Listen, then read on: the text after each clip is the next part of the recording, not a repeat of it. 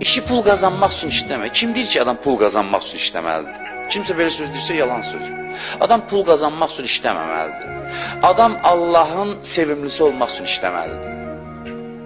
Sizi alladıblar ki, deyirlər pul qazanmaq üçün ged işlə. Adam dəqiq işləməlidir, məsuliyyətli olmalıdır, işini dəqiq görməlidir. Amma pul qazanmaq üçün yox, Allahın razılığını qazanmaq üçün. Çünki Allahın xoşu gəlir işləyən adamdan.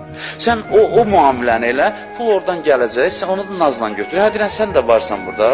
Mənim elə bilirdim prosesdə, elə Allahla mənəm, sən hardan gəldin? Sən də varsan da gəlmirsən də götürürəm səni. Məntiqə baxın.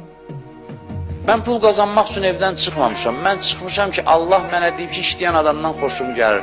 Mən çıxmışam, Allahla iş görürəm, dəqiq, nizamlı, intizamlı. Bu iş təbii olaraq pul gətirir. Gələndə, deyirsən, hə, sən də gəldin, hə, lap yaxşı.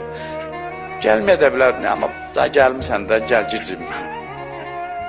Valla bax, naz eləyə onu götürəndə özün də izzətli olursan, həyatın da gözəl cəryan eləyir. Qazancıya da əksinə müsbət təsir göstərir.